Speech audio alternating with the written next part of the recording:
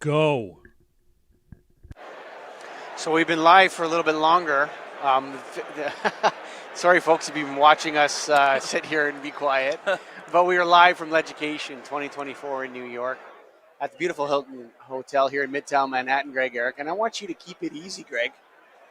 I want you to stay easy with Light Made Easy. Go to KeystoneTech.com. That's KeystoneTech.com. That's right. And, as a lighting distributor, maybe not as a design person that'd be here, I get scared sometimes with direct, indirect lighting. Ooh, don't Expensive, get scared.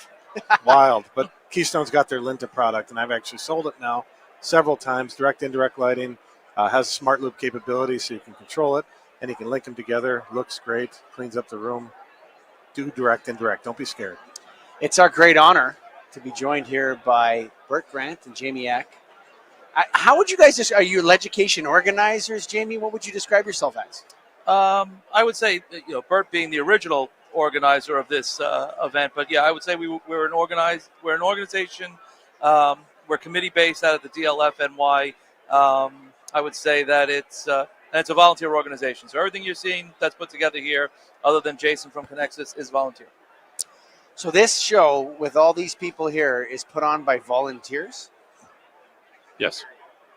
That's correct. Burt, you gotta expand on that because this is pretty incredible, actually. Well, we're a not-for-profit organization, and as such, everybody basically is doing this for the love of lighting and the love of our careers. Wow, hats off to that. So this, a lot of people talk about Light Fair and Light and Build. This is its own thing. It's not a competition with anybody else, Jamie. No. Yeah. When you're looking at a show floor packed with lighting people, how do you feel?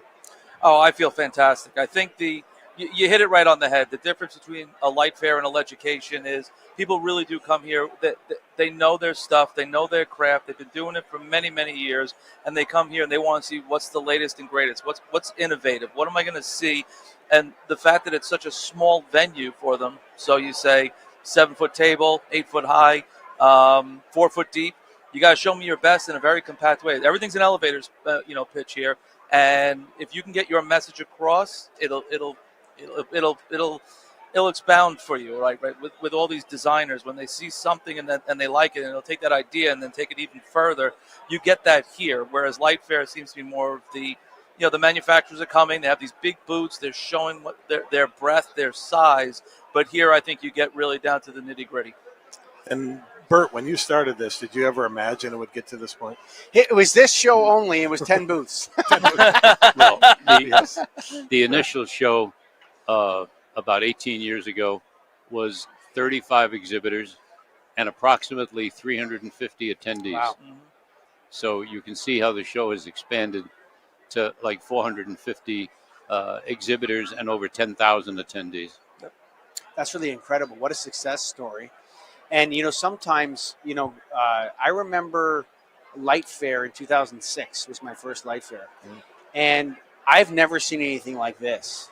And I've been to shows all over the world.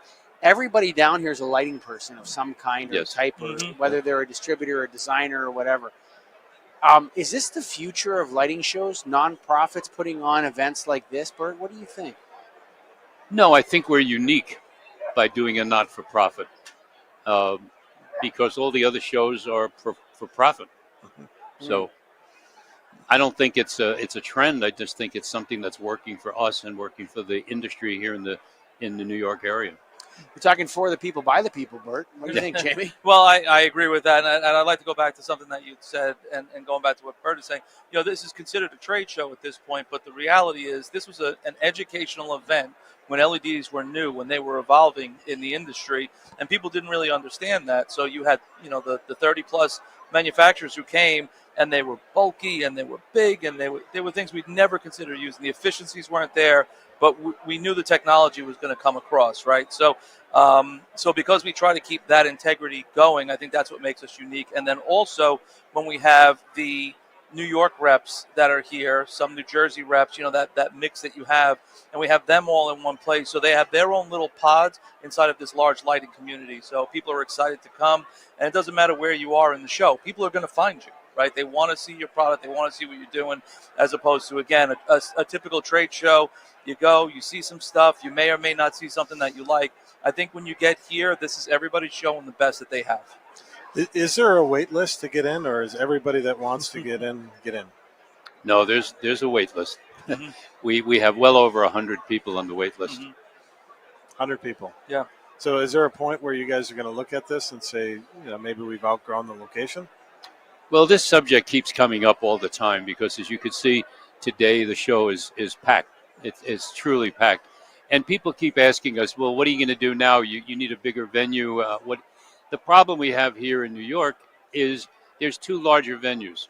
One is the Marriott Grand Marquis in Midtown, and the problem is you'd have to have the show on 8 floors. Wow. You can't do a trade show on 8 floors. No. The other option is the Javits Center, which everybody's familiar with. Problem with the Javits Center is there's no restaurants nearby. There's no hotels nearby. It's difficult to get to. Plus, you have the union to contend with. Right. We'd have to double our rates that we charge for the show, plus the union issues. So at the moment, this is our best shot. It's interesting that you bring that up because a lot of people talk about Get a Grip on Lighting with its relationship with Nailed. And, Nailed has a specific mandate. That mandate is to serve the interests of the independent lighting distributor. Mm-hmm. And we don't want to change that, actually. And so we have to turn a lot of people away from Nailed that want to be members of Nailed. Like how many, I think it's is it 1 out of 5 that's actually a Nailed member that comes through that applies to be a member of Nailed? Right. We got to tell them, you should be a member of ALA, you should be a member of NALMCO, you should be a member of all these other greater IALD. Are you in the same boat, Burt, except way bigger? I'm not sure about that. Wow. Yeah. So that's the hard part is you guys aren't a competition with Light Fair, but I think people are starting to see it as more of the Light Fair to go to, more of the annual event to go to. Mm-hmm. So shouldn't we make it as big as possible?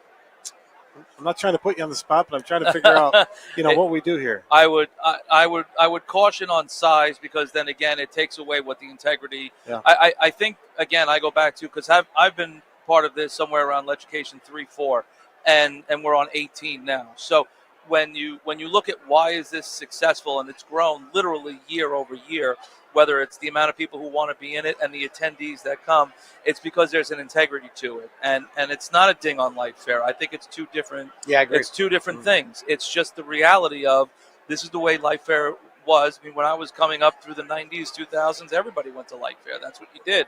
Now it's, there's an alternative, and the alternative grew like the technology did, right? So when I was going to Light Fair before 2006, I was with Philips. You were doing, there were fluorescents, there were ballasts, there wasn't any LEDs. So now all of a sudden you get this other thing that comes in and says, we're going to educate you about LEDs. And then LEDs takes over the industry. So to me, it's the show is evolving with the technology, and we rode that wave. We don't, we've done some controls, we've done some OEM style things for guys to come in and talk about. But again, the nuts and bolts where the meat is on the bone is with what you see behind us, which is, the lighting companies showing their best and what they could do with an LED. I know I have a guide here somewhere, but how many educational sessions are you guys doing? Offhand? I think there's about 45. I believe it went down to 45. There was both virtual and in person. We are doing virtual as well. Virtual and Yes. in person. Yep. The virtuals are Thursday, Friday. Some of that's a mix of just scheduling, and some of the presenters for those wanted to come. So we allowed them to do their presentations the week before, and then they came in. And it was well attended. There was a couple of thousand people on the virtual sessions. Wow. I know we're only a couple hours into it, but is there anything you've taken from this year that you're already like, we got to do this next year? Well, They got to have Get a Grip on Lighting live streaming next year from the show. well, Yes. Positively on that one, yes. just to mention, last year's show, we used 3 rooms. We had the Grand Ballroom, we had America's Hall 1, and we had the Rhinelander. Knowing that we had more people to be at the show, we had to expand a bit. We've moved into America's Hall 2, which added approximately another 130 or so exhibitors. So that's why we were able to expand this year. We're going to have to see at the end what we do next year if we have any other opportunities to use any other space at the hotel. And if you don't mind me saying, I will also say that the size of the booths this year are enormous. I mean, what you're seeing out there is bigger. It's better. They're able to showcase more of the technology, and I believe part of that is the gap in years with Light Fair, right? So those marketing budgets that people were using, now they can maybe build that extra booth and ship it in and do everything that they have to do. There's no doubt in my mind. Burt and I were here last night, 11:30 last night, doing a walkthrough, and we've seen the crates and the wood that's leaving this place. I mean, it's incredible. So the amount of money that people put into this show is reflected in the attendance, because people know when they get here they're going to see some quality product out there. And not the least of which, when COVID hit and we shut down, you guys were supposed to be here. Yes, for 2020. In 2020, right? And but LEDucation survived COVID because in the essence of it was education. So when we went virtual and people had those virtual exhibit rooms and all that stuff, there was some reps that thought that was the greatest thing going, because then they were able to get their audience in and still do the same thing without. And some of them got creative. They sent samples out to people. They did things prior to them having their meeting at LEDucation. So we were able to sort of float that through the pandemic, and then we come out on the other side much stronger. So. And then, again, it's a learning curve for us, right? So I think we're over 2,000 more people this year than last year. That's an enormous amount of people. Wow, Huge. that's a lot. Yep. I want to, before we sign off, I just want to say someone that I interviewed twice, someone that received a Lifetime Achievement Award last night posthumously, and was a big part of LEDucation. Yep. Rest in peace, Caroline Rinker. Yes. Burt, Yes. what do you have to say about that? Well, Caroline was my co-chair for approximately several years. And I handpicked her because I knew who she was and how good she was, being a past president of the DLFNY. And we worked together for several years. And I always tell people, in that several years, I think we agreed on things 99% of the time. Wow. It's kind of hard to have a partner that you are in such agreement with all the time on every issue. So she was the best partner you could want. And, thanks to Randy Reed for giving her a Lifetime Achievement Award. Yeah. But, Burt, when you're serving... And I'd also like to just say, Sure. The reason I'm part of it, there was two people. Bob Nadell got me on Yes. this originally, and then Caroline Rinker and I doing those committee meetings, and we ended up working together the last couple of years. So last year, she had said that she was going to be stepping down as chair, and she said that she wanted me to take it, which I thought was a great honor. But, the award is well deserved. I mean, she was a titan in this industry, and the way she conducted herself, amongst others, is an example of how we should all behave. And then she's a big part, working with Burt, on why this show is a success. That there's no doubt. We often talk about serving the industry, and Caroline Rinker did that in spades. Yes. So rest in peace, Caroline. And, of course, this show has been presented by the DLFNY and brought to you by Keystone Technologies. Go to KEYSTONETECH.com. Thanks for listening.